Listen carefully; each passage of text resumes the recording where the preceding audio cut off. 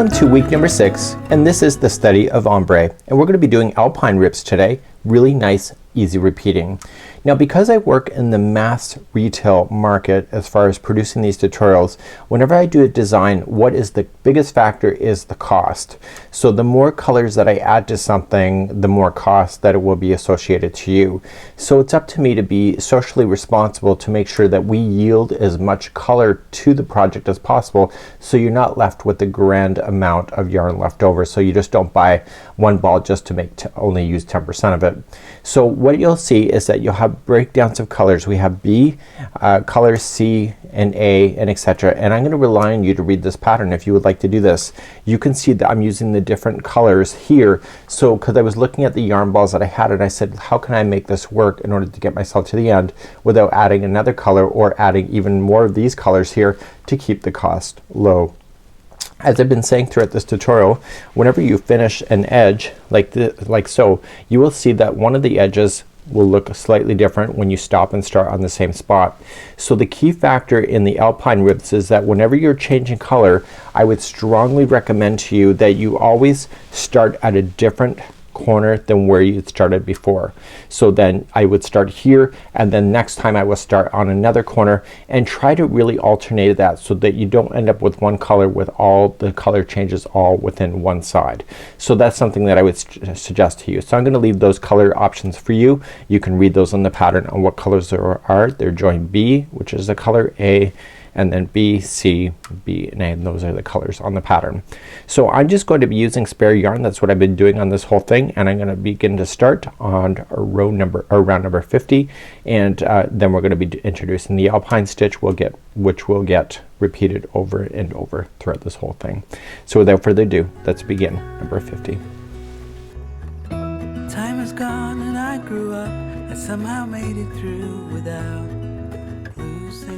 So let's begin in a corner where I have not been doing the color changing, and you can see that it's really nice and flowing. I'm going to introduce another one. This is called Beautiful, and this is again Red Heart Super Saver Ombre, and I have just a ball and a half of this left in my collection, so I'm just gonna use what I have left. I'm not saying you'll need a ball and a half, but what I'm not going to do is change the color every time because I'm just gonna use some spare yarn. You can decide to do that. So let's just join into a corner space, and then we're going to chain 2. So 1 and 2. That does not count as a stitch, and I want you to half double crochet into the same corner, chain 2, and then half double crochet into the same corner. So every corner on this particular round will be 1 half double crochet, chain 2, 1 half double crochet. I want you now for the remaining all the way across, just make it a back post double crochet. Remember the tip that I gave to you in the rows or in the series before, is that when you wrap around those posts, make sure that you capture the entire post and not just a portion of it, so that it doesn't look like it's out of place. So I would look back on your stitches every now and then, make sure that you did wrap around, because it's very easy to go in and just realize that you may not have gone all the way around and you're kind of missing something, and it will look like that if that's possible. So please do that. So back post double crochet into each of the stitches all the way to the corner, and the corners, as I mentioned, is 1 half double crochet, chain 2, and 1. So the corners, as I mentioned, is 1 half double crochet, chain 2, 1 half double crochet, and I'll see you at the end of round number 50 in a moment. I'm coming around on number 50. You do the last one, and you've already done the first one, and slip stitch it to the top of the first half double crochet that you started with, and then you're good to go. So it looks like a bit of extra, but I find that when I just do chain 2 and that counts as a half double crochet, I find more people send me a complaint message that they're missing stitches, and so I've added the chain 2. It doesn't count as a stitch to avoid that drama. So let's slip stitch to the corner, and let's start our Alpine stitch on round number 51 next. So let's begin round number 51 all the way to 55. This is the Alpine stitch. You're going to notice that all the stitches line up with each other. So we just have to worry about really 51 in order to get that sequence. And then once you're going to notice in 52, you're going to notice that they will all align with each other. So the first stitch out will always be the front post treble, and the next one is a double crochet, and you will always end up with a front post treble on the last one, and then the corners will always be 2 double crochet, chain 2, 2 double crochet. So what I'm going to leave in your hands, I'm gonna show you how to do that, okay, and then you're going to do the rest of these rows on your own, or rounds on your own, and you're going to complete up to round number 56, and 56 is just a regular double crochet round of 2 double crochet, chain 2, 2 double crochet into the corner, and that's where I'm gonna leave you on round number 6. So let me show you how to start with the Alpine stitch, and then once you go into the future, the next time you do the Alpine stitch, they just sit with each other, and then you just have to create an extra one on the ends, just like you see. Let's begin and try round number 51.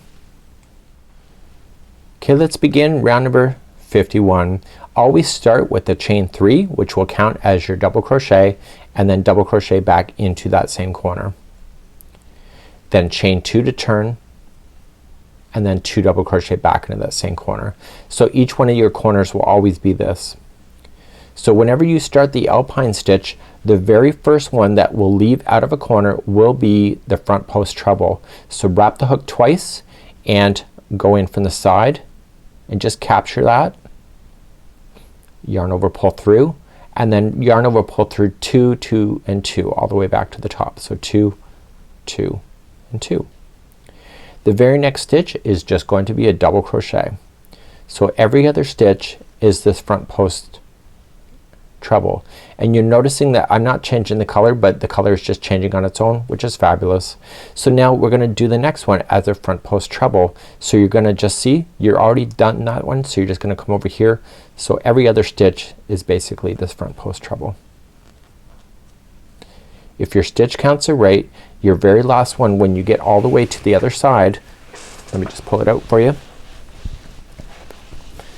The very last stitch over here will be a front post treble, and then you'll do your corners of 2 double crochet, chain 2, 2 double crochet, and that's all you need to do to go around this thing.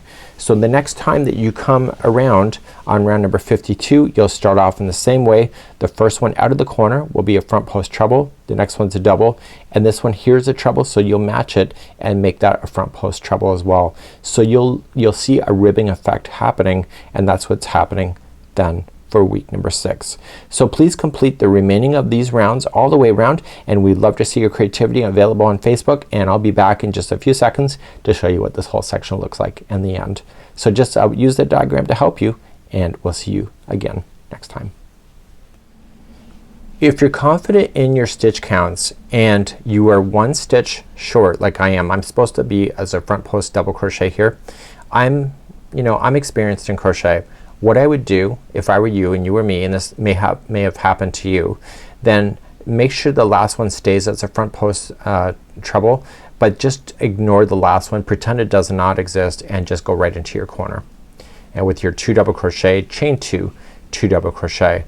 And I know that you're thinking, well, gee, that's gonna look really obvious. No, it won't. Honestly, once you get moving on this thing, because that will bring you back in balance. And what I would do also, just to verify, is that the next side, make sure that you have the same number of trebles, and then it will stay in balance. Sometimes you just gotta do what you gotta do. So I'm back at the end of week number 6. I've done 2 extra rounds that I didn't mean to do. It's kind of an accident. So what I have here is that my point being is that you can make this thing bigger because the counts will still work out. So that's a nice idea, to be able to add a few more rounds if you want that. Now this is like acting like ribbing, so it's gonna be a little bit stretchy. Don't worry about it. It will work itself out, and because now we're gonna head on to week number 7 next time. So really cool idea. Kind of reminds me of ice cream on a beautiful summer's day. So I'll see you next time, week number 7 for the finale.